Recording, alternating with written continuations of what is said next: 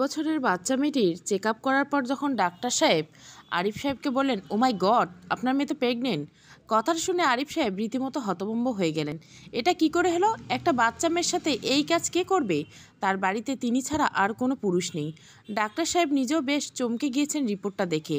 তার এই পুরো জীবনে এত অল্প বয়সে কোনো মেয়েকে তিনি প্রেগনেন্ট হতে দেখেনি। এছাড়া মেয়েটার বয়ঃসন্ধি শুরু হয়নি এখনও, কিন্তু চেক আপে তার পেটে স্পষ্ট একটা বাচ্চার ভ্রূণ দেখা যাচ্ছে, যার বয়স কম করে হলো 5-6 মাস।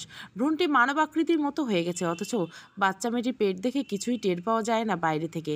এই পেটে এই ভ্রূণের অস্তিত্ব থাকা অসম্ভব, কিন্তু রিপোর্ট এটাকে প্রমাণ করতে চাইছে। আর ডাক্তার আরও কয়েকবার চেক আপ করলেন, তার কোনো ভুল হয়নি। আসলে মেয়েটির গর্ভে একটি সন্তান রয়েছে। সন্তান না হলে কিছুটা একটা মানব আকৃতির আছেই তার গর্ভে। মেয়েটার নাম মাইশি। মাইশির বাবা আরিফ সাহেব ডাক্তারের কথা শুনে বেশ কিছুক্ষণ হতভম্ব হয়ে বসে রইলেন। মাইশি 3-4 দিন ধরে বেশ অসুস্থ হয়ে পড়েছিল, কোনো খাবার মুখে দিচ্ছিল না, কিছুক্ষণ পর পর অজ্ঞান হয়ে যাচ্ছিল, শরীর দুর্বল হয়ে যায়। তাই আরিফ সাহেব তাকে নিয়ে হাসপাতালে ছুটে আসেন। যদিও সমস্যাটা অনেক বছর ধরে মাইশির সাথে ঘটেছে, আর ডাক্তার কি আজব কথা বলেছে, তাই আরিফ সাহেব বেশ উত্তেজিত হয়ে ডাক্তারকে বলতে লাগলেন, আপনি কি পাগল হয়ে গেছেন ডাক্তার?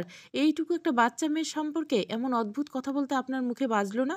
এর চেহারা দেখে আপনার কি মনে হয় এর গর্ভে এত বড় একটা সন্তান থাকবে? আর থাকলেই তো শরীরের বাইরের অংশ জানান দিবে না? ডাক্তার সাহেব মুখ গোমড়া করে রইলেন। এর উত্তর তার কাছে জানা নেই। এমন অদ্ভুত ব্যাপার তিনি এর আগে কখনো দেখেননি বা শুনেননি। সন্তান ধারণের ক্ষমতার জন্য মেয়েদের একটা নির্দিষ্ট বয়স রয়েছে, সেটা 12 বছরের উপরে, কিন্তু মেয়েটার বয়স মাত্র 8। তিনি নির্বাক। আরিফ সাহেব বেশ রেগে উত্তেজিত হয়ে হাসপাতালে ত্যাগ করলেন। বাড়ি ফিরে এসে মাইশিকে বিছানায় শুইয়ে দিয়ে চুপচাপ তার মাথার পাশে বসে রইলেন। মাইশির অসুস্থতা আগের মতোই রয়েছে, কিছুই খেতে চাচ্ছে না। কিছুদিন ধরে প্রচণ্ড জ্বরে মেয়েটার।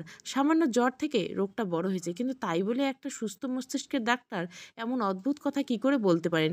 আরিফ সাহেবের ঘনিষ্ঠ বন্ধু ইমরান হোসেন খুব বড় ডাক্তার। তিনি পরিবার নিয়ে গেছেন বিদেশে বেড়াতে। আজ তার দেশে ফেরার কথা, তাকে এই বিষয়ে জানানো দরকার। আরিফ সাহেব ইমরান হোসেনকে কল করে জানতে পারলেন তিনি গতকাল ফ্লাইটে দেশে ফিরেছেন। মাইশির অসুস্থতার কথা শুনে তিনি বলেন এখনই তিনি আসবেন। আধা ঘন্টার মধ্যে ইমরান তার ব্যক্তিগত গাড়ি নিয়ে আরিফ সাহেবের বাড়িতে উপস্থিত হলেন। মাইশি বিছানায় শুয়ে আছে। ইমরান কিছুক্ষণ মাইশিকে পর্যবেক্ষণ করে বললেন, তেমন কিছু তো হয়নি, সামান্য জ্বর আর শরীরটা দুর্বল, কয়েকটা ভিটামিন খাওয়াতে হবে, এছাড়া ভালো কিছু খাওয়ালে সে সুস্থ হয়ে যাবে। আরিফ সাহেব ডাক্তার ইমরানকে নিয়ে মাইশির ঘর থেকে বেরোলেন।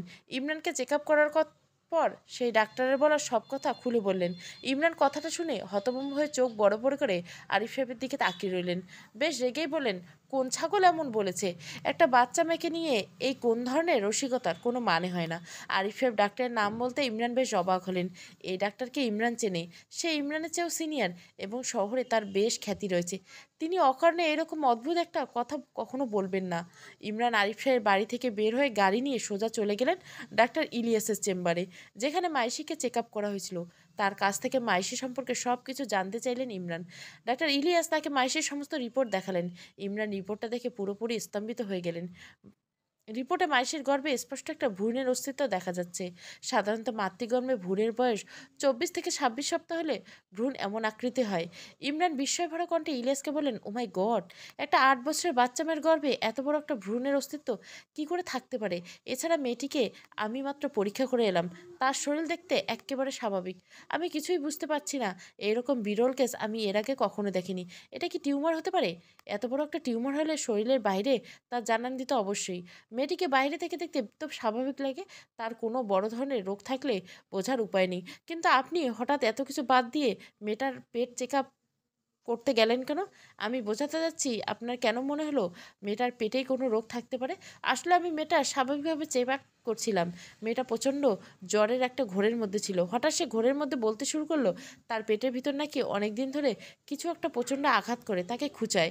আমি বেশ অবাক হলাম, কৌতূহলবশত চেক আপ করালাম, আর এরকম অদ্ভুত একটা জিনিস দেখলাম। ডাক্তার ইলিয়াস এবং ডাক্তার ইমরান বেশ কিছুক্ষণ নীরব বসে রইলেন। এরপর ডাক্তার ইলিয়াস ইমরানের পাশে মাইশার পরিবার সম্পর্কে জানতে চাইলেন এবং তিনি কি করে আরিফ সাহেবকে চেনেন তাও জানতে চাইলেন। ইমরান এবার বেশ উত্তেজনার সাথে সাথে বলতে আরম্ভ করলেন, আরিফ আমার কলেজের বন্ধু, সেখান থেকে তার সাথে আমার গভীর বন্ধুত্ব। আরিফ 22 বছর বয়সে শাম্মী নামের একটা মেয়েকে বিয়ে করেন। তাদের বিয়ের পর ৮ বছর কোনো সন্তান হয় না। শাম্মী বা আরিফ যে কেউ হয়তো বন্ধ্যা ছিল, তবে এই বিষয়ে আরিফ আমাকে কিছুই বলেনি। একটা বাচ্চা নেওয়ার জন্য যে তাদের মধ্যে হাহাকার ছিল তা বেশ বুঝতে পারতাম। আমি কয়েকবার বললাম চেক আপ করাতে। বর্তমান চিকিৎসা বিজ্ঞান অনেক এগিয়ে গেছে, কিন্তু আরিফ আমাকে এড়িয়ে যেত। সে যে অন্য কোথাও আমাকে না জানিয়ে চেক আপ করাতো তা আমি টের পেয়েছিলাম। তাই আর এই বিষয়ে তাকে বেশি ঘাটাতাম না। বিয়ের ৯ বছরের মাথায় মাইশির জন্ম হয়। তারপর তাদের সংসার বেশ আনন্দের সাথেই কাটতে থাকে। মাইশির বয়স যখন ৩, তখন স্বামীর গর্ভে আরও একটি সন্তান আসে, কিন্তু সেই সন্তান আর পৃথিবীর আলো দেখতে পায়নি। ভ্রূণের বয়স যখন ৬ মাস, তখন হঠাৎ একদিন স্বামী আত্মহত্যা করেন। আত্মহত্যার কথা শুনে ডাক্তার ইলিয়াস বেশ চমকে উঠলেন। বিস্মিত কণ্ঠে বললেন, গর্ভাবস্থায় আত্মহত্যা করলেন কেন তিনি? ইমরান কিছুটা শান্ত স্বরে উত্তর দিল, সেটা আমি জানি না। এই বিষয়ে আমি আরিফকে কিছুই কখনো জিজ্ঞাসা করিনি। সেও কিছু বলেনি কখনো। স্বামী কেন আত্মহত্যার নোট লিখে যায়নি, আর লাশ সিলিংয়ে ঝুলেছিল। পুলিশের সন্দেহ করে আরিফ তাকে শ্বাসরোধ করে মেরেছে। আরিফাকে আরিফকে তারা ধরে নিয়ে যায়। কয়েক সপ্তাহ পর এমনিতে ছেড়ে দেয় তাকে। আরিফের স্ত্রী এই অস্বাভাবিক মৃত্যুতে তার বন্ধু বান্ধব আত্মীয় স্বজন সবাই তাকে ঘাটাতে থাকে। তাই তাদের সবার সাথে সম্পর্ক ছিন্ন করে সে। একমাত্র আমি এই বিষয়ে তার কাছে কিছুই জানতে চাইতাম না। তাই এখনও তার সাথে আমার ভালো বন্ধুত্ব রয়েছে।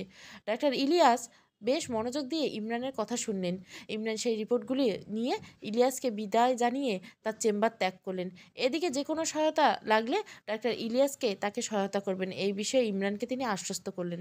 ডাক্তার ইমরান তার চেম্বারে ফিরে আসেন। একটা ৮ বছরের বাচ্চা মেয়ের এই অবস্থা তাকে বেশ ভাবাচ্ছে। তার উপর মেয়েটা তার খুব পরিচিত। রিপোর্টগুলো বেশ ভালো করে দেখলেন ইমরান। দেখার পর আরিফ সাহেবকে কল করে মাইশিকে নিয়ে একবার তার চেম্বারে আসতে বললেন। আরিফ সাহেব এবং মাইশি ডাক্তার ইমরানের চেম্বারে আসলেন। ইমরান আরিফ সাহেবকে বসিয়ে রেখে মাইশিকে নিয়ে চেক আপের জন্য গেলেন। মাইশিকে চেক আপ রুমে গিয়ে তার কাছ থেকে জানতে চাইলেন, আচ্ছা মাইশি, তোমার পেটে কীরকম যন্ত্রণা হয়?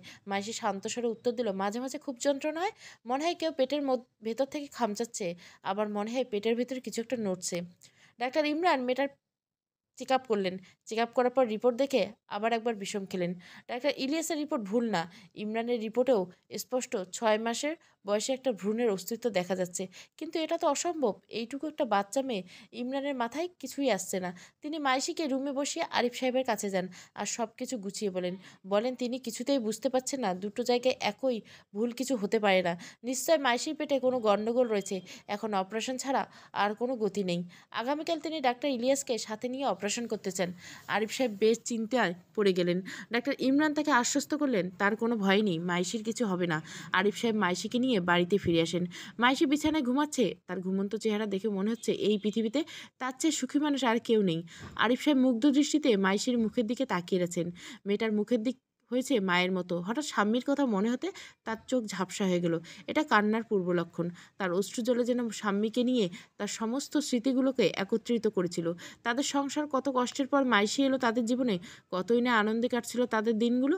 মাইশির যখন ৩ বছর বয়স, তখন তাদের জীবনে আরও একটা আনন্দের সংবাদ এলো, স্বামী আবার মা হতে চলেছে। আরিফ সাহেব আনন্দ দেখে কে, কিন্তু এই সংবাদের পর থেকে যেন তাদের সংসারে অন্ধকার নেমে এলো। স্বামী কেমন গম্ভীর হয়ে গেল। হঠাৎ মাঝরাতে দুঃস্বপ্ন দেখে চেঁচিয়ে উঠতেন। হঠাৎ একদিন আরিফ সাহেব স্বামীকে বললেন, চলো না, আমাদের একটা মেয়ে আছে, আর সন্তানের কি প্রয়োজন, গর্ভে যেটা আছে তাকে গর্ভপাত করে ফেলি। কথাটা শুনে আরিফ চমকে উঠছিল। স্বামীর কাছ থেকে এমন কোনো কথা তিনি আশাই করেনি। স্বামী বেশ বকলেন তিনি। গর্ভের সন্তান নিয়ে স্বামীর দুশ্চিন্তা যেন বেড়েই চলছিল। আরিফ এটা আজ করতে পারছিল, কিন্তু এর কারণ বুঝতে পারছিল না, বুঝতে চাইছিল না। স্বামীর এই ইচ্ছেগুলোকে অনেক হালকাভাবে নিলেন তিনি। এতেই ঘটল অঘটন। একদিন অফিস থেকে বাড়ি ফিরে দেখলেন বাড়ির বড় গেটটা খোলা। তিনি বাড়িতে ঢুকতেই মাইশি কান্নার শব্দ পেলেন ঘরের ভেতর থেকে। দ্রুত ঘরে ঢুকতে দেখলেন মাইশি মেঝেতে বসে বসে কাঁদছে। সিলিংয়ে স্বামীর ঝুলন্ত লাশ, জিহ্বা বেরিয়ে আসছে, বড় বড় চোখ করে যেন তার দিকে তাকিয়েছে। এই মৃত্যুর কারণ আর আরিফ সাহেবের জানা হয়নি। এরপর থেকে জীবন এলোমেলো হয়ে যায়। মাইশি বড় হলো, কিন্তু তাকে ঘিরে অনেকগুলো অস্বাভাবিক ঘটনা ঘটে গেছে। মাইশি এখনো পর্যন্ত স্বাভাবিক হতে পারেনি। স্বামী মারা যাওয়ার পর এই বাড়িতে সব কাজের লোক ভয়ে পালিয়ে যায়। চলে যাওয়ার পিছনে তাদের অদ্ভুত কথাগুলো শুনে আরিফ সাহেব বেশ অবাক হয়। কাজের লোকেরা বলে তারা নাকি রোজ রাতে অনেকগুলো কালো ছায়া দেখে। সবগুলো ছায়া স্বামীর গলায় তাদের সাথে কথা বলে। তারা নাকি চলে যেতে বলে এই বাড়ি ছেড়ে। আরিফের এই কথা বানোয়াট ছাড়া আর কিছুই মনে হয় না। স্বামী যদি মৃত্যুর জগৎ থেকে ফিরে আসে, তবুও সে প্রথম দেখা করবে তার সাথে বা মাইশির সাথে। এদেরকে ভয় দেখানোর কোনো মানে হয় না। নতুন যে সকল কাজের লোক রাখা হয় তারা এই একই কথা বলতো। তারা তো আর স্বামীকে চিনত না, তাই বলতো অনেকগুলো কালো ছায়া একটা মেয়ের কণ্ঠে তাদের বলে চলে যাও এই বাড়ি থেকে। আর কোনো উপায় না পেয়ে কাজের লোক এই বাড়িতে নিষিদ্ধ হলো। আরিফ সাহেব নিজেই অফিস ছাড়লেন। যেহেতু নিজের বাড়ি এবং ব্যাংকে মোটা অঙ্কের টাকা রয়েছে, তাই তাকে আর তেমন কষ্ট করতে হয়নি। একটা ব্যবসা দাঁড় করেন এবং নিজেই মাইশিকে বড় করে তুলে তোলেন। তবে ছোটবেলা থেকে মাইশি হঠাৎ হঠাৎ এমন অসুস্থ হয়ে যায়। টানা অনেক দিন জ্বর থাকে, মাইশি কিছু খেতে পারেন না, শরীর দুর্বল হতে থাকে। একই ঠিক হয়ে যায় বিধায় এই বিষয়ে তেমন মাথা ঘামান না আরিফ সাহেব।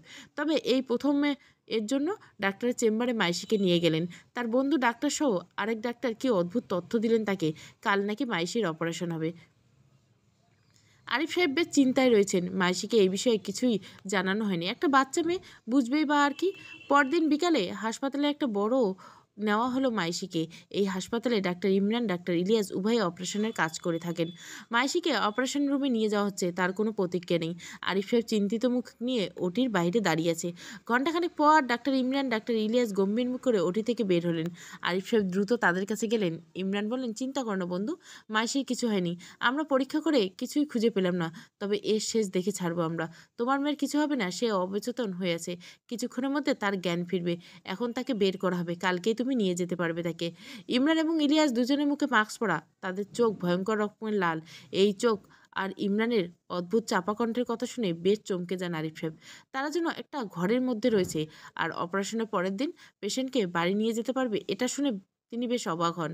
ইমরান এবং ইলিয়াস তাকে দ্রুত পাশ কাটিয়ে চলে গেলেন। অবচেতন মাইশিকে বেডে স্থানান্তরিত করা হলো। সারা রাত সে চোখ খুলে নেই। আরিফ সাহেব সারা রাত তার বেডের পাশেই জেগেছিলেন। শেষ রাতে চোখ লেগে যায় তার। সকালে মাইশির ডাকে ঘুম ভাঙে তার। বাবা, পেটে খুব যন্ত্রণা হচ্ছে, কেউ যেন ভেতর থেকে কামছাচ্ছে। আরিফ সাহেব চমকে ঘুম থেকে ওঠেন। মাইশির অপারেশনের কাপড় সাজিয়ে পেট দেখে তিনি বেশ অবাক হন। পুরো পেটে অপারেশনের কোনো চিহ্ন নাই। এর মধ্যে হাসপাতালে একজন নার্স এসে ভয়ঙ্কর একটা সংবাদ শোনালেন, যা শুনে আরিফ সাহেবের হৃৎপিণ্ড যেন থেমে যেতে চাইছে। পায়ের নিচ হতে মাটি সরে যাচ্ছে। তার বন্ধু ডাক্তার ইমরান এবং ডাক্তার ইলিয়াস দুজনে নাকি গতরাতে আত্মহত্যা করে মারা গিয়েছেন।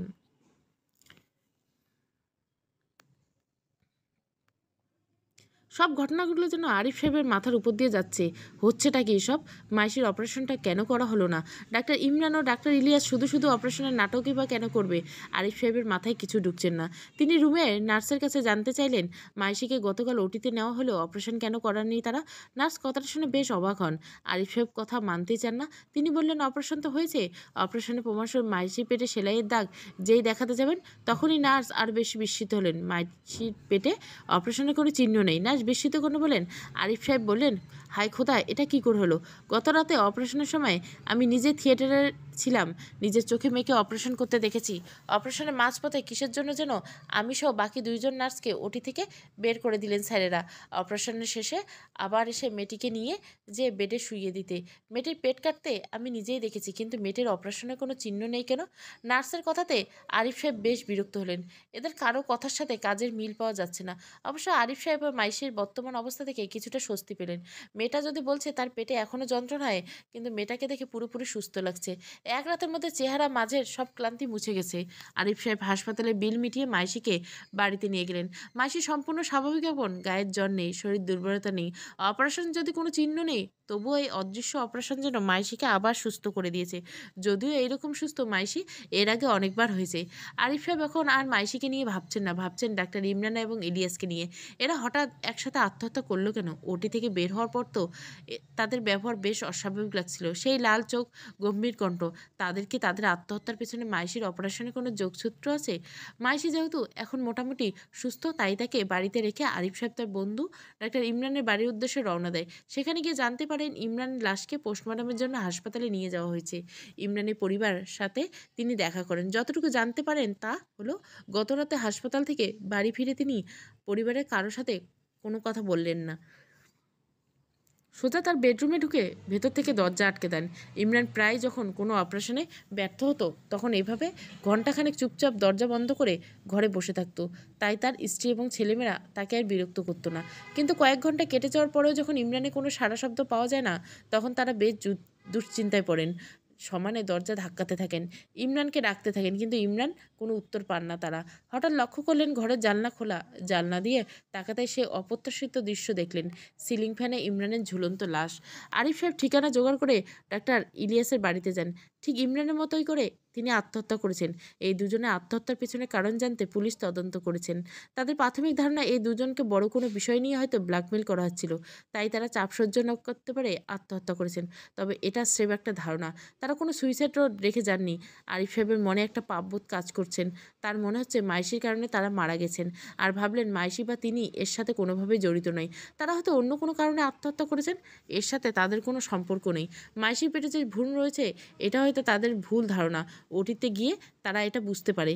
তাই বাইরে থেকে পর্যবেক্ষণ করে অপারেশন না করে তারা বেরিয়ে যায় অপারেশন থিয়েটার থেকে। নার্স মহিলাটি ভয়ে বানিয়ে বানিয়ে আজে বাজে কথা বলছিল।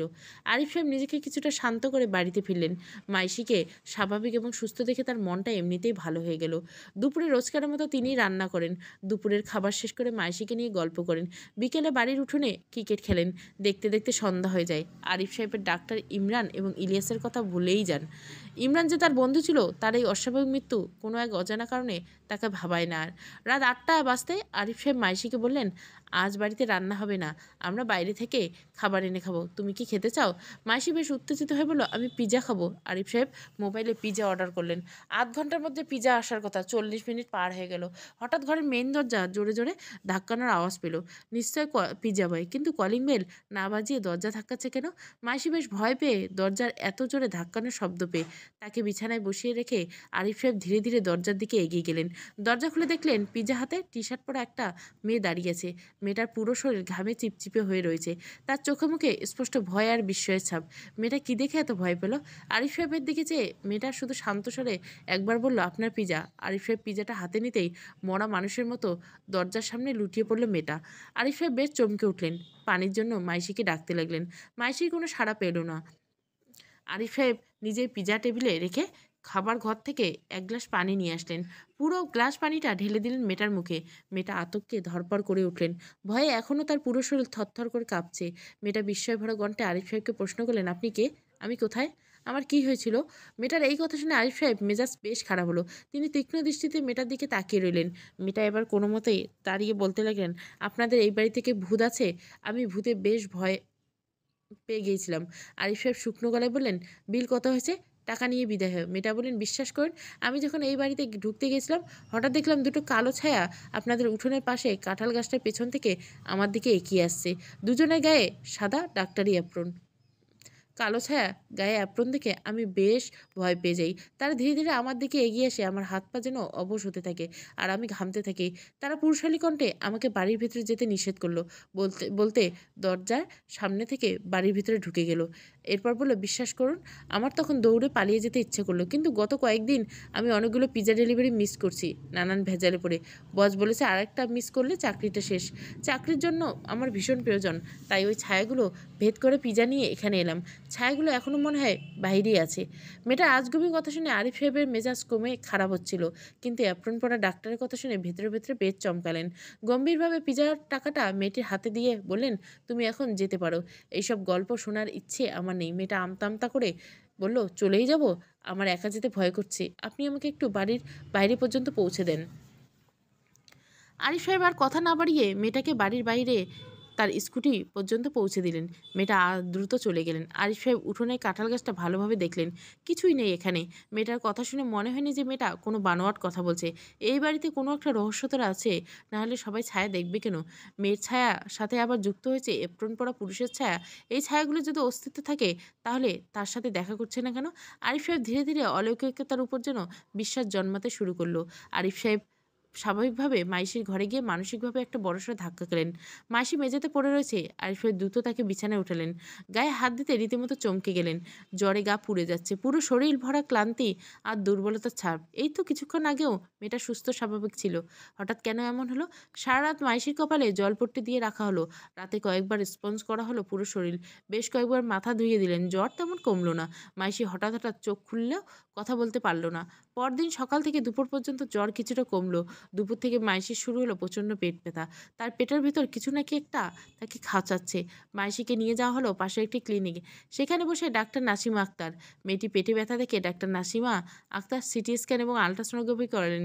রিপোর্ট দেখে তিনি ডাক্তার ইমরান এবং ইলিয়াসের মতো হতভম্ব হয়ে বললেন, ও মাই গড, এটা কি করে সম্ভব? একটা বাচ্চা মেয়ের গর্ভে 6 মাসের বাচ্চা? আরিফ সাহেব বেশ রেগে বললেন, আপনাদের চিকিৎসা বিজ্ঞানে এর কোনো ব্যাখ্যা নেই। নাসিমা আক্তার স্বাভাবিকভাবে বললেন, অবশ্যই এর ব্যাখ্যা আছে। এটাকে চিকিৎসাশাস্ত্রে বলা হয় ফিটাস ইন ফিটু। এর মাধ্যমে মায়ের গর্ভের যমজ সন্তানের একটা ভ্রূণ ভেতর অপর একটি ভ্রূণের বিকাশ ঘটে।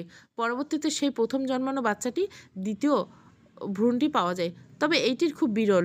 5 লক্ষ শিশুর ভেতরে এমন একজনের ঘটে। তবে 8 বছর বয়সে এসে এমনটা হয় বলে আমার জানা নেই। হলে অনেক আগেই বোঝা যেত। তাছাড়া পেটের ভিতর এত বড় একটা ভ্রূণ থাকলে পেটের বাইরে তার জানান দিবে, কিন্তু ওর পেট দেখে তেমন কিছুই বোঝা যাচ্ছে না। যত দ্রুত সম্ভব একটা অপারেশন করতে হবে। এর আগে মেয়েটার জন্ম ও মা সম্পর্কে আমার কিছু জানতে হবে। এই মহিলা ডাক্তারের কথা আরিফের বোধগম্য হলো না। ডাক্তার ইমরান এবং ইলিয়াসের মৃত্যুর পর মাইশির অপারেশনের কথা শুনে তিনি আগ্রহ হারিয়ে ফেললেন। তিনি যেন বুঝতে পারছেন এর কোনো লৌকিক ব্যাখ্যা নেই কারো কাছে, পুরাটাই অলৌকিক। তাই তিনি ডাক্তারকে বললেন এই বিষয়ে তিনি পরে কথা বললেন।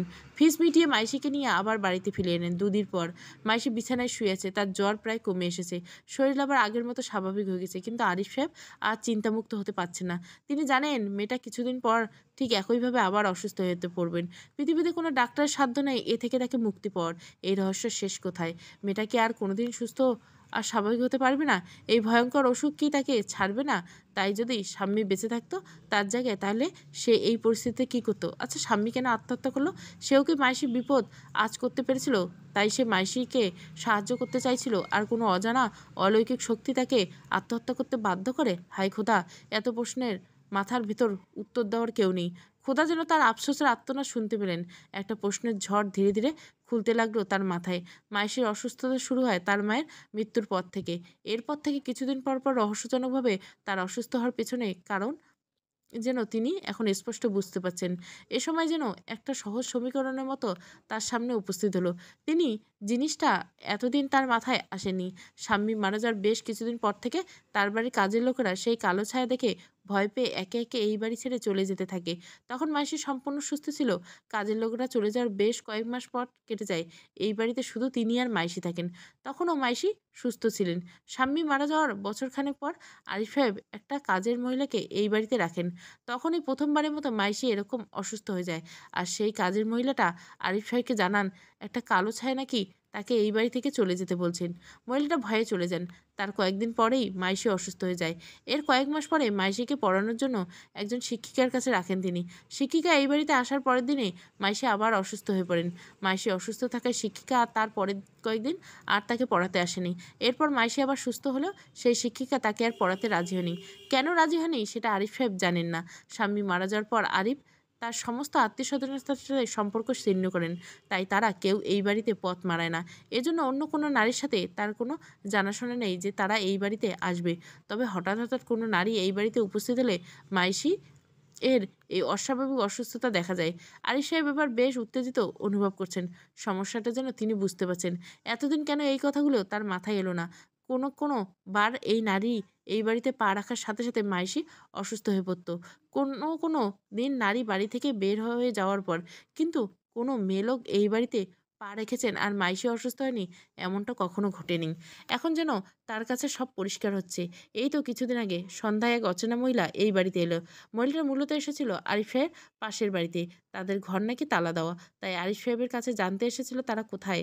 আরিফ সাহেব তাদের সম্পর্কে কিছুই জানেন না। তৎক্ষণাৎ হঠাৎ বৃষ্টি হতে মহিলাটি এই বাড়িতে আধ ঘন্টার মতো আটকে পড়েছিল। তখনই মাইশি অসুস্থ হয়ে পড়েন। বৃষ্টি থামার পর মহিলাটি চলে যায়।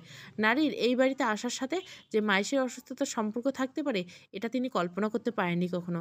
এরপরে মাইশিকে যখন ডাক্তার ইলিয়াসের কাছে নিয়ে যান, মাইশি যখন প্রায় সুস্থ হয় তখন আবার সেই পিজাগাল আসেন সেদিন রাতে। তারপর মাইশি আবার অসুস্থ হয়ে পড়েন।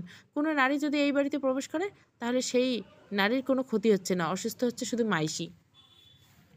কোনো নারীর এই বাড়িতে প্রবেশের সাথে মাইশির অসুস্থতার কী সম্পর্ক থাকতে পারে? আরিফ সাহেব মাথায় কিছু ঢুকছে না।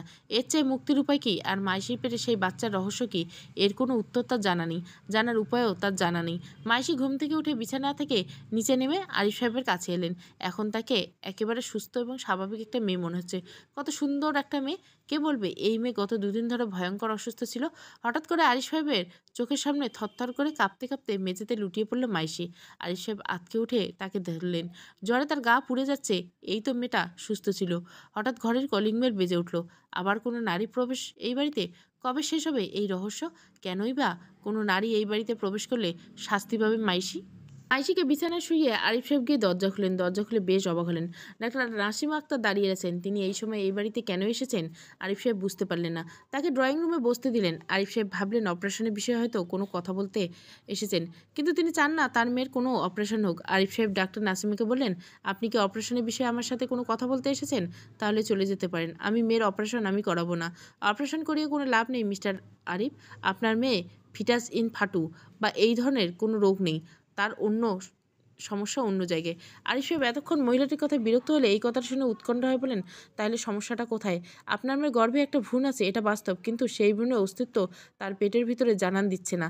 আমার ধারণা তার অপারেশন করে তার গর্ভে কোনো ভ্রূণের অস্তিত্ব পাওয়া যাবে না, কারণ তার গর্ভে যে ভ্রূণটি রয়েছে সে এই পৃথিবীর নয়, ও অন্য কোনো দুনিয়ার।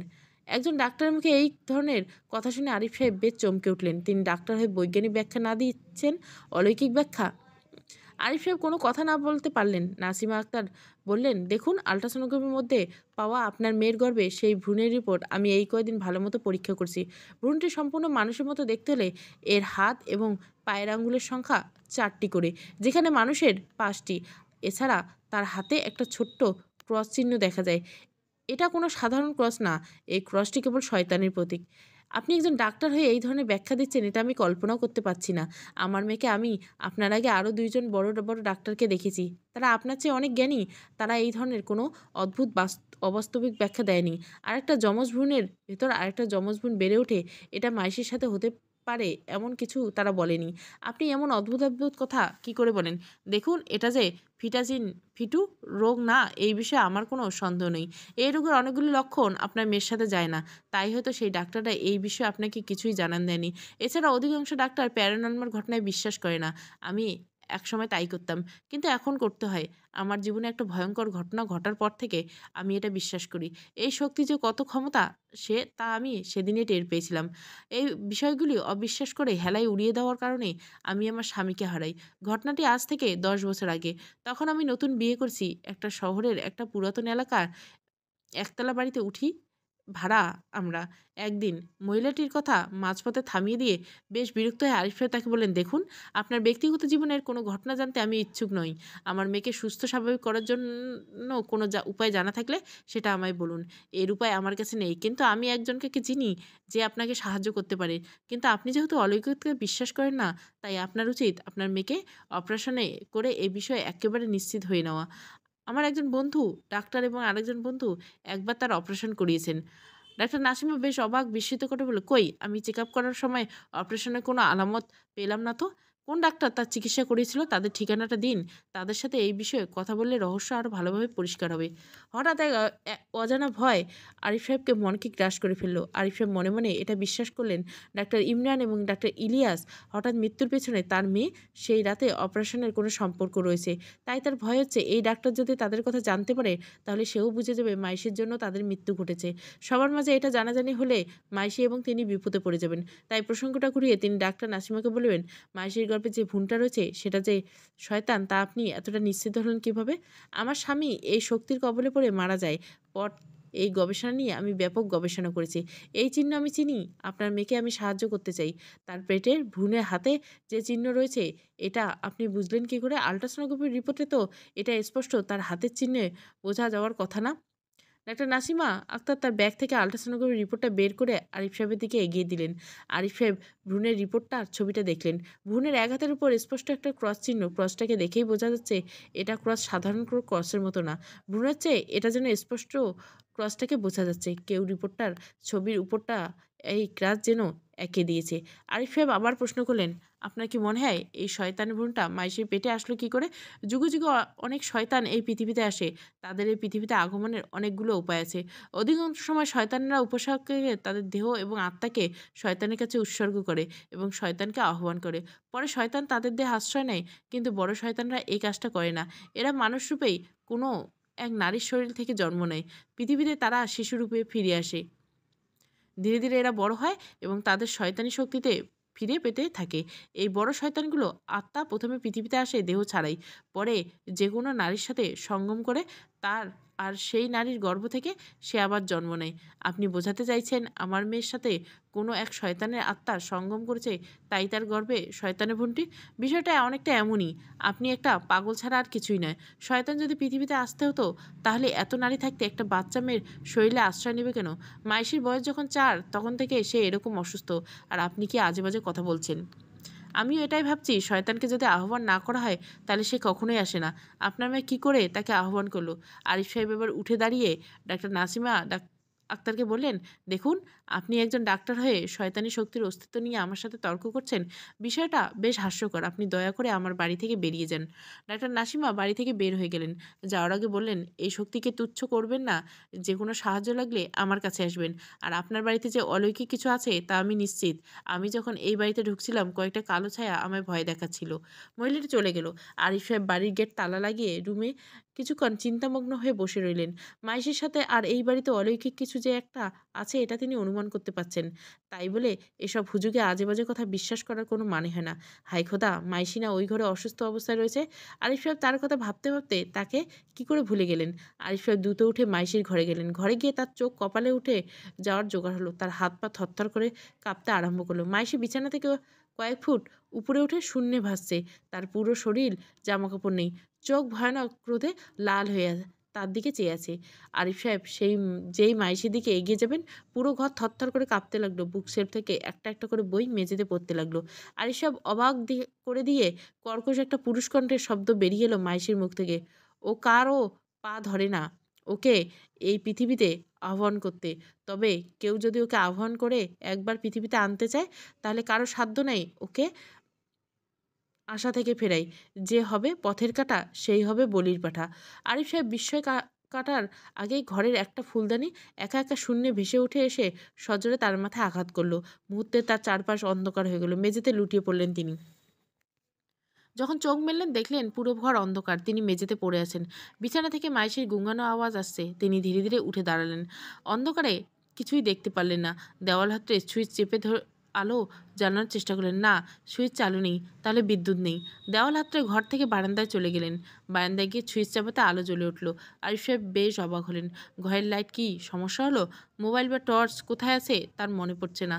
তিনি রান্নাঘর থেকে মোমবাতির জ্বালিয়ে ধীরে ধীরে আবার মাইশির ঘরে গেলেন। তার আর বিস্ময়ের সীমা রইল না। মোমবাতির আলোতে স্পষ্ট পুরো ঘর দেখা যাচ্ছে। পুরো ঘর লণ্ডভণ্ড হয়ে গেছে, যেন কোনো ঝড় এই ঘরের উপর দিয়ে কিছুক্ষণ আগে বয়ে গেছে। মাইশি বিছানায় শুয়ে গুঙাচ্ছে। পরনে একটা ফ্রক। মাইশির সাথে সাথে সিলিং ফ্যানের ফ্যানটা খুলে পড়েছে। ঘরের সব জিনিসপত্র ঘর জুড়ে এলোমেলো হয়ে ছড়ে পড়ে রয়েছে। বই ছিটিয়ে রয়েছে মেঝেতে। বৈদ্যুতিক বাল্বটা দেখে বোঝা যাচ্ছে ব্লাস্ট করছে। ফুলদানিটা টুকরো টুকরো হয়ে মেঝেতে পড়েছে। আরিফ সাহেব তার মাথায় হাত দেয় যেখানে ফুলদানি আঘাত করছে, কিন্তু সে কোনো ক্ষত অনুভব করতে পারে না। সামনে এগিয়ে মাইশির কপালে হাত দিতে বুঝতে পারে প্রচণ্ড জ্বর। হঠাৎ মাইশির পেটের দিকে মোমের আলো পড়তে তিনি আঁতকে ওঠেন। মাইশির ফ্রকটা আপনা আপনি ছিঁড়ে যাচ্ছে আর তার পেটটা ফুলে উঠছে। পেট ফুলে একজন গর্ভবতী নারীর পেটের মতো আকার লাভ করলো। আবার মাইশির নিঃশ্বাসের সাথে সাথে পেটটা ছোট হয়ে যায়। আবার নিঃশ্বাসের সাথে ফুলে উঠছে ভয়ঙ্কর রকমের। ভয়ে আরিফ সাহেবের শরীর কাঁপতে লাগলো। হঠাৎ তার পেছনে কোনো কিছুর উপস্থিতি অনুভব করতে পারেন তিনি। পেছনে ফিরতে মোমের আলোতে স্পষ্ট 3টি ছায়া দেখতে পেলেন তিনি। মাঝখানে ছায়াটা একটা নারীর। তার দুই পাশের ছায়াগুলো দুজন পুরুষ। পাশের ছায়া দুটো যেন কালো, ছায়ার গায়ে সাদা আলোর অ্যাপ্রন। 3টে ছায়া অবয়ব দেখে যেন আরিফ সাহেব এদের চিনে ফেললেন। পুরুষ ছায়া দুটো মুহূর্তের মধ্যে দেওয়ালে মিলিয়ে গেল। নারী ছায়াটি ধীরে ধীরে আরিফ সাহেবের দিকে এগিয়ে আসতে লাগলেন। পাথরের মূর্তির মতো আরিফ সাহেব দাঁড়িয়ে রইলেন। মুহূর্তে একটা দমকা হাওয়া এসে মোমবাতিটা নিভিয়ে দিল। বারান্দায় বাল্বটা ফাটার শব্দ স্পষ্ট শোনা গেল। পুরো ঘর ঘুটঘুটে অন্ধকার হয়ে গেল। আরিফ সাহেব অবাক করে দিয়ে সেই চিরচেনা কণ্ঠ মিহি আওয়াজে বলল, কেমন আছো আরিফ? আরিফ কণ্ঠটা শুনে চমকে উঠল স্বামী। তুমি? ও মাই গড! আমি আমার কানকে বিশ্বাস করতে পারছি না। তুমি তো মারা গেছো। তুমি কোথা থেকে আসবে? আমি কোথা থেকে আসবো আবার? আমি তো 5 বছর ধরে এই বাড়িতে রয়েছি, যদিও ছায়া হয়ে, তাই তো দেখতে পাও না। স্বামী, তুমি দেখছো আমাদের মেয়ের কি অবস্থা? আমি কি করব ঠিক বুঝতে পারছি না। মাইশির এই অবস্থার জন্য তুমি দায়ী। আমি দায়ী? হ্যাঁ, তুমি দায়ী। সবকিছু স্বাভাবিকভাবে চলছিল। মাইশি অসুস্থ হচ্ছিল, আবার সুস্থ হচ্ছিল। তুমি কেন শুধু শুধু তাকে ডাক্তারের কাছে নিয়ে যেতে গেলে? তোমার জন্যই বেচারা ডাক্তার 2 জন মারা গেল। অপারেশন করা বড় শখ দিল তো ও শেষ করে। আর তোমার এই বাড়াবাড়ির কারণে মাইশি আরও বেশি শাস্তি পাচ্ছে। ওকে রাগাচ্ছ কেন তুমি? ওটাকে মাইশির গর্ভে যিনি রয়েছেন তিনি। হেয়ালি করো না স্বামী। তোমার রহস্য আমি কিছুই জানি না, জানতেও চাই না। অন্তত মেয়েটাকে কিভাবে সুস্থ স্বাভাবিক করতে পারবে এই উপায়টা বলো। তোমার মেয়ে, তুমি উপায় খোঁজো। আমার মেয়ে? মাইশি তোমার মেয়ে না? আমি এখন কেউ না, আমার কেউ নেই, কেউ আমার কিছু না। স্বামী, এমনটা বলো না। আমি বড্ড একা হয়ে গেছি। তুমি হয়তো আমার অবচেতন মনের কল্পনা। তাই কল্পনা হয়ে এই সমস্যা থেকে মুক্তির উপায় আমাকে বলে দাও। এই অলৌকিকের উপর অবিশ্বাসে তোমাকে ধ্বংসের পথে নিয়ে যাচ্ছে। এবার বলে, এই লণ্ডভণ্ড ঘর তোমার অবচেতন মনের কল্পনা? মাইশি যখন মারা যাবে তখন এটা তোমার অবচেতন মনের কল্পনা হয়ে উড়িয়ে দিও। স্বামী, চেঁচিয়ে লাভ নাই। মেয়ের ভালো চাও তো আমার কথা শোনো।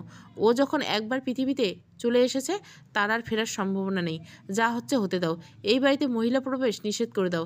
মাইশি ও কোনো ক্ষতি করবে না। মাইশিকে তুমি লালন করছো, তাই ও তোমার কোনো ক্ষতি করবে না। মাইশি যখন সন্তান জন্মদানের বয়স হবে, তখন ভ্রূণটা তার অস্তিত্ব জানান দিবে। ও হবে মাইশির পুত্র। যতদিন পর্যন্ত ওকে মাইশির গর্ভে থাকতে দাও। ও একবার জন্মালে তারপর মাইশি এবং তোমার মুক্তি। আর আগে ওকে রাগিও না, বিপদে পড়বে। এসব তুমি কি বলছো স্বামী? আমি বাবা হয়ে চুপচাপ এমনটা করে হতে দেই মাইশির সাথে? আমার মেয়ে জন্ম দেবে একটা শয়তানকে। এই শয়তান ভ্রূণটা মাইশির গর্ভে এলো কি করে? ও তো শয়তানকে আভা করেনি। তাহলে এই অভিশাপ তাকে কেন স্পর্শ করলো? এই কথাটা শোনার পর হয়তো তুমি আমাকে ঘৃণা করবে। তাও শোনো, শয়তানের ঋণতায় যে কত বড় কষ্ট তা তুমি আমার মতো অনুধাবন করতে পারতে না।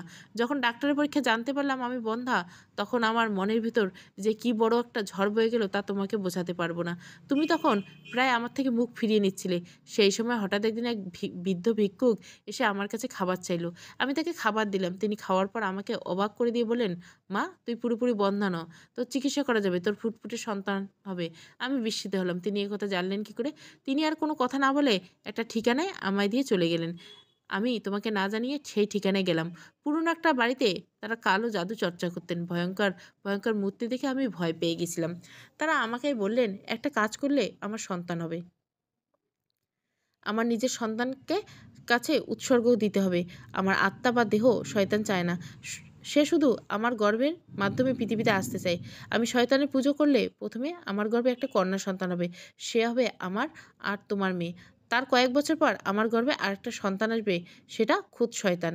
আমি তখন এত কিছু না ভেবে বাচ্চার লোভে রাজি হয়ে যাই। আমাদের একটা কন্যা সন্তান হলো মাইশি। আমার বেঁচে আনন্দে দিন কাটতে লাগলো। এরপর একদিন আমি আবার প্রেগনেন্ট হলাম। এই একটা শয়তান আমি পৃথিবীতে আনবো, যে শয়তান করতে চাইবে পৃথিবীর সৌন্দর্য। মনের মধ্যে পাপবোধ জন্মালো। ভুল বুঝতে পারলাম। সেই কালো জাদুর তান্ত্রিকরা যখন ভিক্ষুক বেশে আমাকে প্রায় দেখতে যেত, আমি ভয় লাগতে শুরু করলো। তোমায় গর্ভপাতের কথা বললাম, তুমি রাজি হলে না। এই ঘটনাগুলো তোমায় খুলে বলতে পারছিলাম না। ভাবলাম তোমরা সুখে থাকো। আমার মৃত্যুর সাথে সাথে শয়তানটাও মরে যাবে। আমার ধারণা ভুল হলো। আমি মরে হলাম অভিশপ্ত ছায়া। আর সেই শয়তানটা ভ্রূণ অদৃশ্য আকৃতি ধারণ করে মাইশির গর্ভে আশ্রয় নেয়। তাকেও করে অভিশপ্ত। সেই তান্ত্রিকগুলো ভেবেছিল আমার মৃত্যুর সাথে শয়তান চলে গেছে, তাই তারা এবারে মুখো হয় না। আরিফ সাহেব অন্ধকারে এক নিঃশ্বাসে স্বামীর কথাগুলো শুনছিলেন। এবার তিনি বললেন, সবই বুঝলাম, কিন্তু মাইশি হঠাৎ অসুস্থ হয়ে যাওয়ার বিষয় বুঝলাম না। মাইশি এমনিতে সুস্থ স্বাভাবিক থাকে, কিন্তু কোনো নারী এই বাড়িতে প্রবেশ করার সাথে সাথে অসুস্থ হয়ে পড়ে। এর পিছনে কারণটা কি? এর থেকে মুক্তি কী করে পাবো?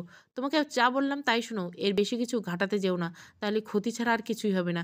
এই প্রশ্নটার উত্তর খুঁজতে যেও না, তাহলে সব শেষ। যেদিন এই প্রশ্নের উত্তর খুঁজে পাবে, সেদিন শেষ হবে সব সমস্যার। প্রথমে তুমি মরবে, তারপর তোমার মেয়ে মাইশি। তাই ওকে নিয়ে এইসব ঘাটিও না। যেটা যেভাবে চলতে চায় চলতে দাও। সব প্রশ্নের উত্তর জানতে নেই। তুমি শুধু এই বাড়িতে নারী প্রবেশ বন্ধ করে দাও। আমি চলে যাচ্ছি চিরদিনের মতো। আমার বলা কথাগুলো শুধু মনে রাখো। চলে যাচ্ছ মানে? আমি এতদিন পর্যন্ত এই বাড়িতে শুধু মাইশির জন্য রয়ে গেছিলাম। এখন তোমায় দায়িত্ব দিয়ে গেলাম। এতে আমার মুক্তি। ও আসতে দাও, ও আসবেই। ওকে? যে বাধা দিবে তার সে হবে দুর্গতি। মুহূর্তের মধ্যে কণ্ঠটা শূন্যে মিলিয়ে গেল। আরিফ সাহেব ধপ করে মাটিতে বসে পড়লেন। ভিতগুটে অন্ধকারের মধ্যে তিনি আবার অন্ধকারে তলিয়ে গেলেন। সূর্যের আলো ঘরে প্রবেশ করে চোখ মেললেন। ঘর এখনও লণ্ডভণ্ড। মাইশি শুয়ে আছে বিছানায়, তার পেটটা দিকে ফ্রক ছেঁড়া। তাকে এখন দেখতে পুরোপুরি সুস্থ এবং স্বাভাবিক লাগছে। তিনি মাইশিকে ঘুম থেকে ওঠালেন। ফ্রেশ হলেন দুজনে, একসাথে নাস্তা করলেন। এখন রহস্যটা অনেকটা যেন তার কাছে পরিষ্কার। তিনি কিছুতেই শয়তানকে এই পৃথিবীতে আসতে দিবেন না এবং নিজের মেয়েকে তিনি এই বিপদ থেকে বাঁচাবেন। ডাক্তার নাসিমা অনেক কথার সাথে গতরাতে স্বামীর কথা বলার মিল পাওয়া যায়। এখন ডাক্তার নাসিমা তাকে এই বিপদ থেকে রক্ষা করতে পারেন। মাইশিকে ঘরে রেখে বাড়িতে বড় গেটে তালা দিলেন তিনি, যাতে কোনো নারী বা অন্য কেউ এই বাড়িতে প্রবেশ করতে না পারে। এরপর সোজা চলে গেলেন ডাক্তার নাসিমার চেম্বারে। সেখানে পৌঁছে আরেকবার স্তম্ভিত হলেন আরিফ সাহেব। জানতে পারলেন গত রাতে নাকি ডাক্তার নাসিমা তার নিজ বাড়িতে আত্মহত্যা করেছেন। মাইশিকে আরিফ সাহেব কথাটা শুনে বেশ ভেঙে পড়লেন। ভাবছিলেন গতকালে এই মহিলাটাকে ওইভাবে অবহেলা করা উচিত হয়নি তার। মহিলা তাদের সাহায্য করতে চেয়েছিল, তাই তো তার এই অবস্থা হলো। তাহলে এখন এই সমস্যা থেকে তাদের কে বাঁচাবে? শয়তান এই পৃথিবীতে না আর কোনো পথ কি খোলা নেই? তিনি আর ডাক্তার নাসিমা বাড়িতে গেলেন না। নিজ বাড়িতে এসে মাইশির দিকে মনোনিবেশ করলেন। তার কোনো উপায় না পেয়ে সিদ্ধান্ত নিলেন স্বামীর কথাই মেনে চলবেন। শয়তানি ভয়ঙ্কর শক্তির সাথে তিনি একা পেরে উঠবেন না। তাকে এই পৃথিবীতে আসতে দেওয়া ভালো হবে না। আর তো মাত্র কয়েকটা বছর। মাইশি বড় হবে আর অবসান হবে এই অভিশপ্ত জীবনের। হয়তো তখন পৃথিবীতে পড়ে যাবে বিপদের মুখে, কিন্তু তারা তো মুক্তি পাবে। শুধু এইটা খেয়াল রাখতে হবে যে এর আগে কোনো নারী শরীর যাতে এই বাড়িতে প্রবেশ না করে। হঠাৎ তার মনে পড়ল বাড়ির বড় গেটে তো তা খোলা রয়েছে। এখন যদি কেউ বাড়িতে প্রবেশ করে তাহলে তো মাইশি আবার সেই ভয়ঙ্কর অসুস্থ হয়ে যাবে। আরিফ সাহেব দ্রুত উঠে দাঁড়ালেন। হঠাৎ বাড়ির কলিং বেলটা বেজে উঠল। আবার কে এলো? আরিফ সাহেব চমকে মাইশির দিকে তাকালেন। না, মাইশি সুস্থ এবং স্বাভাবিক রয়েছে। একটা পুতুল নিয়ে খেলছে। তাহলে হয়তো কোনো পুরুষ মানুষ এসেছে, কিন্তু কে? আরিফ সাহেব দরজা খুলে দেখলেন একজন চার্চের ফাদার দাঁড়িয়েছে। আরিফ সাহেব কিছুটা অবাক হয়ে লোকটাকে বললেন, আপনাকে কীভাবে সাহায্য করি? লোকটা মিষ্টি হেসে বললেন, আপনার নাম আরিফ হোসেন? জি। কিন্তু আপনাকে তো চিনতে পারলাম না। আমার নাম পিটার। আমি এই শহরের বাইরে একটা চার্চের ফাদার। আমি কি ভেতরে আসতে পারি? আরিফ সাহেব দরজা ছেড়ে দাঁড়ালেন। লোকটা বাড়িতে প্রবেশ করলেন। লোকটা ঠিক কী উদ্দেশ্য নিয়ে এসেছেন এটা আরিফ সাহেব বোধগম্য হচ্ছে না। লোকটা ড্রয়িং রুমের একটি চেয়ারে বসে শান্ত কণ্ঠে আরিফ সাহেবকে প্রশ্ন করলেন, ডাক্তার নাসিমা আত্মহত্যা করে মারা গেছেন, আপনি জানেন বোধহয়? আরিফ সাহেবের বুকে একটা ধক করে শব্দ হলো। ভয়ে তার চোখ মুখ ছোট হয়ে এলো। এই লোকটা ডাক্তার নাসিমার কথা বলছেন কেন? তাহলে লোকটা কি সব জেনে গেল? মাইশির কারণে যে এই 3 ডাক্তারে আত্মহত্যা করেছেন এটা হয়তো তিনি বুঝে যাবেন বা গেছেন। শহরে সবার মধ্যে এটা জানাজানি হয়ে যাবে, তাহলে তারা বিপদে পড়বে। ফাদার পিটার আবার বললেন, ভয় পাবেন না ডাক্তার আরিফ। আমি আপনার কোনো ক্ষতি করতে আসিনি। এই কেসে ইনভেস্টিগেশন করতে আসিনি। আমাকে বন্ধু ভাবতে পারেন। আমাকে এখানে ডাক্তার নাসিমা আক্তার এখানে আসতে বলেছিলেন। ডাক্তার নাসিমা? জি। তাকে আমি অনেক আগে থেকে চিনি। তার বাড়িতে তার স্বামী পেট চর্চা করতেন। তখন আমি তাকে সাবধান করেছিলাম। নাসিমা আক্তার বিষয়টি স্বাভাবিকভাবে নিলেন এবং স্বামী হারালেন। তারপর তার সাথে আমার বেশ ভালো পরিচয় হয়। তিনি আমাকে ফোনে আপনার মেয়ের অদ্ভুত রোগ সম্পর্কে জানান। গতকাল আপনার সাথে তার কী কী কথা হয়েছে তাও রাতে আমায় জানান। আমি অনুমান করি আপনাদের বাড়িতে শয়তানের অস্তিত্ব আছে। আজ সকালে যখন নাসিমার সাথে দেখা করতে আসলাম এই বিষয়ে কথা বলতে, তখন জানলাম সে আত্মহত্যা করেছে। এটা কোনো সাধারণ মৃত্যু না, শয়তানের প্ররোচনায়। এটা আমি বুঝতে পারছি। তিনি আমাকে ফোন দিয়ে আপনার ঠিকানা দিয়েছেন, তাই সেখান থেকে সরাসরি আপনার কাছে চলে এসেছি। আপনি চাইলে আমি আপনাকে সাহায্য করতে পারি এ বিষয়ে। আরিফ সাহেব যেন কিছুটা সাহস ফিরে পেলেন। তবুও বিচলিত কণ্ঠে ফাদারকে বললেন, কিন্তু ওকে নিয়ে যেই ঘাটতে গেছি সেই মৃত্যুর পরিণতির শিকার হয়েছে। আমার ধারণা আপনারও কোনো ক্ষতি হতে পারে। যদি সেদিন থেকে ফাদার হয়েছি, এই নিজেকে নিয়ে ভাবা ছেড়ে দিছি। এখন আপনার মেয়েকে নিয়ে ভাবছি, বললেন ফাদার পিটার। আরিফ সাহেব তাকে মাইশির কাছে নিয়ে গেলেন। মাইশি বসে বসে পুতুল দিয়ে খেলছে। ফাদার পিটারকে দেখে একবার বিস্ময় ভরা দৃষ্টিতে তাকালেন, আবার খেলায় মনোযোগ দিলেন। আরিফ সাহেব এবং ফাদার পিটার আবার ড্রয়িং রুমে গিয়ে বসলেন। ফাদার পিটার আরিফ সাহেবের কাছে এই রহস্যের থেকে চন্দ্রবিন্দু পুরোটাই জানতে চাইলেন। আরিফ সাহেব আর কিছু লুকালেন না। ডাক্তারদের আত্মহত্যা সহ পুরো ঘটনা তাকে খুলে বললেন। ফাদার একটা কথা শুনে ঘটনা শুনলেন। এরপর আরিফ সাহেবকে প্রশ্ন করলেন, আপনি কি নিশ্চিত যে গতরাতে যেই কালো ছায়াটা আপনার সাথে কথা বলছেন সেটা আপনার স্ত্রী? হ্যাঁ, আমি স্বামীর কণ্ঠ শুনছি। আর সে কথাগুলো বলেছে তার স্বামী ছাড়া আর কারো জানার কথা না। গতকাল আপনার সাথে যে কথা বলছে সে আপনার স্ত্রী নয়। আপনি ইতো বললেন, গর্ভাবস্থায় তিনি আত্মহত্যা করে মারা গেছেন। আর যেহেতু তিনি শয়তানের উপাসনা করেছেন, তাই তার মৃত্যুর পর তার আত্মা ইচ্ছাকৃতভাবে এই বাড়িতে থাকতে পারে না। তার মৃত্যুর পর তার আত্মা শয়তানের দখলে চলে যায়। শয়তান যা চায় তাই তাকে দিয়ে করাতে পারে। শয়তান তাকে ছায়া মানব বানিয়ে রেখেছে। শয়তানের ইচ্ছে মতো সে আপনার ঘরে এসেছিল। মৃত্যুর পর এই বাড়িতে এত বছর ছায়া হয়েছিল শয়তানের ইচ্ছেতে। সে এখন আর আপনার স্ত্রী না, বা মাইশার মায়ের রূপ নেই। সে এখন শয়তানের ছায়া মাত্র। তার মানে বলতে চাচ্ছেন, স্বামীর কণ্ঠটা, ছায়াটা গতরাতে যা যা বলছে তার সবটা বানোয়াট। আমার কিন্তু কথাগুলো বেশ যৌক্তিক মনে হচ্ছিল। তার বলা কথাগুলো বাস্তব নাকি বানোয়াট এটা নিশ্চিত করে বলতে পারছি না। কিন্তু সে যে শয়তান ছাড়া আর কিছু না এটা নিশ্চিত। সে যা বলেছে শয়তানের লাভের জন্য বলছে। এসব কথা বাদ দিন, বলুন এর থেকে মুক্তির কোনো উপায় কি আপনার জানা আছে? এই বাড়িতে কোনো নারী প্রবেশ করলে মাইশি কেন অসুস্থ হয়ে পড়ে? নারী এই বাড়িতে প্রবেশের সাথে সাথে মাইশির অস্বাভাবিকতা সম্পর্ক কী? এটা আমি নিশ্চিতভাবে জানি না, তবে আমার অনুমান শয়তানটা ভ্রূণটা মাইশির গর্ভে আর থাকতে চায় না, তাই এমনটা মনে হয়। মানে ঠিক বুঝলাম না। দেখুন, মাইশি এখন সন্তান জন্মদানের জন্য পরিপক্ক নয়। শয়তানকে আরও অনেক বছর মাইশির গর্ভে থাকতে হবে। তাই তো সে চাচ্ছে অন্য কোনো নারীর গর্ভে প্রবেশ করতে। তাই কোনো নারী এই বাড়িতে প্রবেশ করলে ভ্রূণটি মাইশির গর্ভ থেকে বের হতে চায়। আর তাই সে অসুস্থ হয়ে পড়ে। ভ্রূণটি মাইশির শরীর থেকে অন্য শরীরে চলে গেলে শয়তানেরই ভালো। সে দ্রুত পৃথিবীতে আসতে পারবে। তাহলে অন্য কোনো নারী যখন আসে এই বাড়িতে, তার গর্ভে চলে যায় না কেন? বারে বারে মাইশিকে অসুস্থ হতে হচ্ছে কেন? আপনার স্ত্রী মৃত্যুর পর ভ্রূণটির সাথে সাথে কিন্তু মাইশির গর্ভে চলে আসেনি। অনেকটা সময় নিয়ে তারপর এসেছে। ভ্রূণটি চাইলে দ্রুত অন্য গর্ভে চলে যেতে পারে না, তবে চেষ্টা করে। স্বামী মারা যাওয়ার পর তো এই বাড়িতে কয়েকজন মহিলা কাজের লোক এসেছিল। ভ্রূণটি কেন তাদের গর্ভে না গিয়ে মাইশির গর্ভে এলো? অন্য কারো গর্ভে গেলে তো এতদিন সে পৃথিবীতে চলে আসতো। আর আপনার কথা মতো যদি ওই ছায়াগুলো শয়তানের হয়, তবে তারা নারীদের এই বাড়িতে প্রবেশ করতে নিষেধ করবে কেন, বা ভয় দেখাবে কেন? এ তো শয়তানকে সাহায্য করার বদলে তার উল্টো বিপদে ফেলেছে। তারা তো এই নারীকে এই বাড়িতে আটকে রাখতে পারে, যাতে ভ্রূণটি সময় নিয়ে তারা গর্ভে যেতে পারে। এই জিনিসটা আমি বুঝতে পারছি না। কিন্তু একটা বিষয় ভেবে দেখেন তো, ছায়াগুলো যদি ভালো হয়, তাহলে কিন্তু তারা নারীদের ভয় দেখাতো না। এই ছায়া যদি আপনার স্ত্রী হতো, অন্য কোনো নারী প্রবেশ করলে সে খুশি হতো। কারণ এতে তো আপনার মেয়ে শয়তানের অভিশাপ থেকে মুক্তি পেত। ভ্রূণটা চলে যেত অন্য নারীর গর্ভে। আপনি তো আমাকে দ্বন্দ্বে ফেলে দিচ্ছেন। আসল কথা হচ্ছে, কোনো নারী এই বাড়িতে প্রবেশ করলে ভ্রূণটা মাইশার পেট থেকে তার গর্ভে যেতে চায়। আপনার এই অনুমানটা ভুল হতে পারে। আর ডাক্তার ইমরান এবং ইলিয়াসের ছায়া যে স্বামীর ছায়ার সাথে দেখলেন, ওরা তো শয়তানের পুজো করতো না। তাহলে ওরা শয়তানের ছায়া হলো কি করে? শয়তান যাদের হত্যা করবে তারা সবাই তার দাস, বুঝলাম। এত কথা বললেন, কিন্তু মাইশিকে কি করে রক্ষা করবেন এটা তো বললেন না। পিট ফাদার পিটার উঠে দাঁড়াতে দাঁড়াতে বললেন, দেখুন আরিফ সাহেব, আমার বিশ্বাস আর আমার ধারণা ভুল নয়। আপনার মেয়ে হঠাৎ অসুস্থ হয়ে যাওয়ায় নিয়ে আমি যে যুক্তি দাঁড় করেছি এটা সঠিক। হ্যাঁ, এর মধ্যে কিছু প্রশ্ন আছে। এর উত্তরগুলি খুঁজে পাওয়া যাবে। আমি চললাম, কাল বা পরশু আবার আসবো। তখন হয়তো এই বিষয়ে আমি পরিষ্কার করে কথা বলবো। এই বলে ফাদার পিটার আরিফ সাহেবের বাড়ি ত্যাগ করলেন। আরিফ সাহেব বিষণ্ণ মুখ থেকে তার চলে যাওয়া দেখলেন। তিনি যেন জানেন ফাদার পিটার আর কখনো এই বাড়িতে আসবেন না। আসলে কোনো ছায়ার চেয়ে বেশি মূল্য তার থাকবে না। তিনজন ডাক্তারের মতো তিনি হয়তো শয়তানের প্ররোচনায় আত্মহত্যা করবেন। যে শয়তানের বিরুদ্ধে লাগবে তারাই হবে দুর্গতি। আর কতগুলো প্রাণ যাবে এটাও কল্পনা করতে পারেন না আরিফ সাহেব।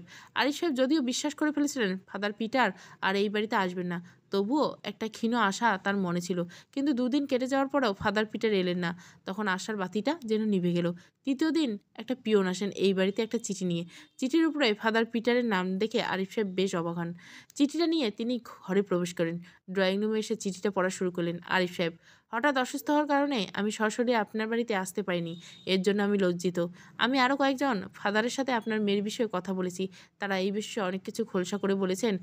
আমার অনুমান সঠিক। কোনো নারী আপনাদের বাড়িতে প্রবেশের পর মাসির গর্ভের ভ্রূণটা তার গর্ভে চলে যেতে চায়। ভ্রূণটাকে দেখতে 6 মাস হলেও এই কয়েক বছরে মাসির পেট থেকে এর মস্তিষ্কের বিকাশ ঘটেছে। তাই সে দ্রুত পৃথিবীতে আসতে চায়, এই পথে এগোতে চায়।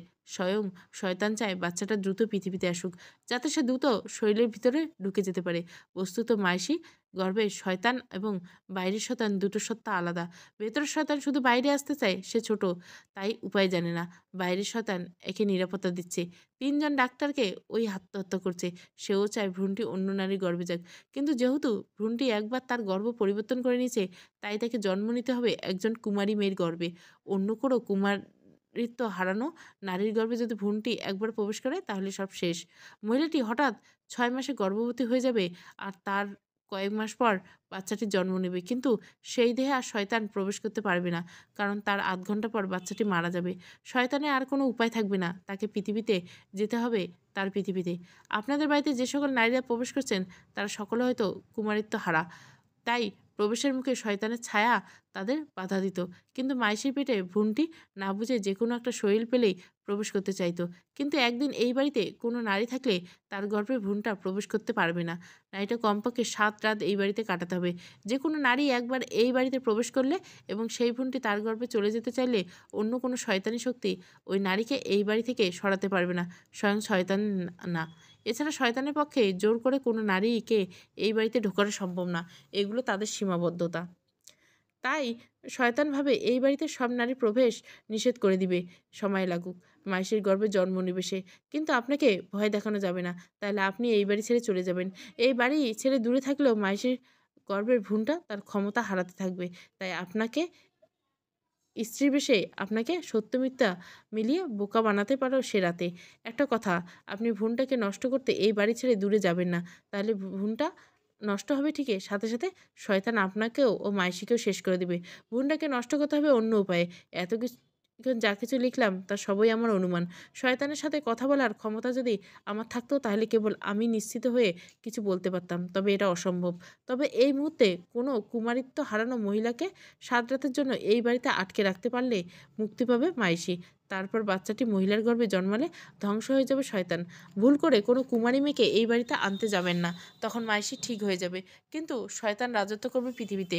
আমি আরেকটা অনুমান করে আপনাকে বলি, যা করতে হবে দ্রুত করতে হবে। কোনো মহিলাকে 7 দিনের জন্য আপনার বাড়িতে আটকে রাখা হয়তো আপনার পক্ষে সম্ভব না, তাই আপনাকে একটা অন্য উপায় বের করতে হবে। একটা নারীর লাশ জোগাড় করতে হবে। লাশটা বরফের মাধ্যমে বা পাচনরত কেমিক্যালের মাধ্যমে 7 দিন আপনার বাড়িতে রাখতে হবে। ভ্রূণটি নতুন দেহ ভেবে সেই শরীরটিতে প্রবেশ করাবে। তারপর সেই দেহটা মাটিতে পুঁতে দিলেই শয়তান শেষ। আমি প্রচণ্ড অসুস্থতার কারণে আপনার কাছে আসতে পারছি না বলে ক্ষমা প্রার্থনা করছি। ইতি পিটার। এইসব যুক্তিগুলো যেন আরিফের মাথায় গেঁথে গেল। তার এখন মনে হচ্ছে স্বামীর অবয়বটা আসলে শয়তান ছিল। শয়তান পৃথিবীতে না আসতেই দিয়ে মাইশিকে বাঁচানোর উপায় যেন তিনি পেয়ে গেলেন। কিন্তু লাশ জোগাড় করবে কীভাবে? তার বন্ধু ইমরান বেঁচে থাকলে হয়তো একটা লাশের জোগাড় করতে পারতেন, কিন্তু লিগ্যালভাবে এখন লাশ নিয়ে আসা প্রায় অসম্ভব। এখন তিনি তাহলে কবরস্থান থেকে লাশ চুরি করতে হবে তাকে। তার মেয়ের সুস্থতা এবং শয়তানকে ধ্বংস করার জন্য তিনি যেন সব কাজ করতে পারেন। এখন শুধু রাতের অপেক্ষা। মাইশিকে ঘুম পাড়িয়ে রাত 2টা পর্যন্ত নিজ বাড়িতে অপেক্ষা করলেন আরিফ সাহেব। 2টা বাজতেই গামছা দিয়ে নিজের মুখ ঢেকে লুঙ্গি সাদা গেঞ্জি পরে কোদাল হাতে মাটি কাটার লোকদের সাথে বেশে আরিফ সাহেব বাড়ি থেকে বেরিয়ে পড়লেন। বাড়িতে 2টো গেট খোলা রাখলেন, লাশ নিয়ে ঢোকার সময় যেন সময় নষ্ট না হয়। গোরস্থানের পাশের এলাকায় একটা লাশ চৌকিদারের চোখ পেরিয়ে আনা কঠিন কিন্তু অসম্ভব। আরিফ সাহেব গোরস্থান পর্যন্ত কোনো বাধা ছাড়াই পৌঁছালেন। গোরস্থানের গেটটা খোলা ছিল। গোরস্থানে বড় হয় রোজই এখানে লাশ দাফন করা হয়। পূর্ণিমার আলোতে 3টে নতুন কবর দেখা যাচ্ছে, কোনটাতে মহিলা আছে নাকি বোঝার কোনো উপায় নেই। এখন যেহেতু আশেপাশে কাউকেই দেখা যাচ্ছে না, তাহলে এর মধ্যে কারো আসার সম্ভাবনা নেই। একটা করে কবর খুঁড়ে দেখতে হবে। আরিফ সাহেব মাঝখানে কবরটা দিয়ে খোঁড়া শুরু করলেন। সহজেই খুঁড়তে জানতে পারবেন ভেবেছিলেন, যতটা সহজে খোঁড়া গেল না। বেগ পেতে হলো, উপরের মাটি সরিয়ে বাঁশ এবং পটি দেখতে হলো। সেগুলো সরাতে কাফনে মোড়া লাশ। আরিফ সাহেব ভাগ্য ভালো, লাশটা একটা মহিলার। লাশটা যেন ছুতে যাবেন, হঠাৎ বেশ কয়েকটা টর্চ এলো। তার চোখ ধাঁধিয়ে গেল। উপর থেকে কয়েকটা কণ্ঠ শোনা গেল। ঠিক টের পাচ্ছিলাম স্যার, সাথে সাথে আপনারে কল দিচ্ছিলাম। হালায় লাশ চুরি, এর আগেও 2টা লাশ এই হালাই চুরি করেছে। আরিফ সাহেবের বিস্মিত কাটার আগে পুলিশ তাকে হাতকড়া পরিয়ে থাপড়াতে থাপড়াতে পুলিশ ভেড়ে তুলল। তাকে কোনো কথা বলার সুযোগ দিলেন না। গাড়ি সোজা চলল পুলিশ স্টেশনে। মহিলাটির নাম আয়শা। মাঝরাতে একা একা নির্জন রাস্তা দিয়ে হাঁটছিল। তার বাড়ি অজপাড়াগাঁয়ে। স্বামীর সাথে রাগ করে 6 মাস আগে বাড়ি ছেড়ে শহরে এসেছিল। বিয়েতে 13 বছর পর কোনো সন্তানের মুখ দেখাতে পারেনি সে স্বামীকে। সে একটা বন্ধ্যা, এটা পুরো গায়ে উঠে গেল। স্বামী এত বছর পর দ্বিতীয় বিয়ে করলেন। সতীনের সংসারে মন টিকল না, পৃথিবীতে আর কেউ নেই। রাগ করে চলে এলেন শহরে। কপাল ভালো থাকায় একটা বাড়িতে কাজ পেলেন। আর 6 মাস পর মাঝরাতে চুরির অপরাধে সেই বাড়ি থেকে বের করে দেওয়া হলো। একটা বাসে উঠে শহরে এই প্রান্তে এলেন, কিন্তু এত রাতে এখন কোথায় যাবেন ঠিক বুঝতে পারছেন না। তার সাথে একটা পুটলা জমানো 3000 টাকা ছাড়া কিছুই নেই। রাস্তার আশেপাশে সব বাড়ি আলো বন্ধ। একটা বাড়ি আলো জ্বলতে দেখা যাচ্ছে। অবাক করা বিষয়, বাড়ির গেট খোলা। আয়শা ভয়ে ভয়ে ধীরে ধীরে গেটের ভিতর প্রবেশ করলেন। উঠানে দাঁড়িয়ে হঠাৎ কাচের গাছের দিকে তাকালেন। সেখান থেকে 3টে ছায়া তার দিকে তেড়ে আসছে। আয়শা ভয়ে ভয়ে দৌড়ে গেটের বাইরে না বেরিয়ে উল্টে বাড়ির ভিতরে চলে গেল। বাড়ির গেটটা খোলা দেখে সে আর বেশি অবাক হয়নি। বাড়ির ভিতরে ঢুকে ভাবে এখনই কেউ চোর বলে চিৎকার চেঁচামেচি করবে, কিন্তু বাড়িতে কেউ নেই। একটা ঘর থেকে শুধু বাচ্চার একটা কণ্ঠের গোঙানো আওয়াজ পাওয়া যাচ্ছে। আয়শা সেই ঘরে গিয়ে দেখে একটা 8-9 বছরের বাচ্চা মেয়ে মেঝেতে পড়ে আছে। মেয়েটার শরীরে হাত দিতে বুঝতে পারলো প্রচণ্ড জ্বর। পুরো বাড়িতে আর কাউকে খুঁজে পেলেন না। সেই অসুস্থ মেয়েকে ঘরে ফেলে রেখে বাবা মা কোথায় গেছে এটা ভেবে পাচ্ছে না আয়শা। সে আর কিছু না ভেবে মেয়েটাকে বিছানায় উঠালো, বালতি এনে মেয়েটার মাথা ধুইয়ে দিল। কিছুমাত্র জ্বর কমলো না। আয়শা নিশ্চিন্ত মুখে সারা রাত মেয়েটার মাথার পাশে বসে রইল। সকালেতে কেউ বাড়িতে এলো না। মেয়েটার জ্বর কমছে না। আয়শা বাড়ি থেকে বের হয়ে ফার্মেসি থেকে জ্বরের ওষুধ আনলো, নাস্তা কিনে আনলো। নিজের মতো চলাফেরা আরম্ভ করলো সে। আশেপাশে প্রতিবেশীরা তাকে দেখে কিছুটা ভয় পেলে তারা তার কাছে কিছুই জানতে চায় না। মেয়েটার জ্বর কেন কমছে না, তার বাবা মাই বা কী করে।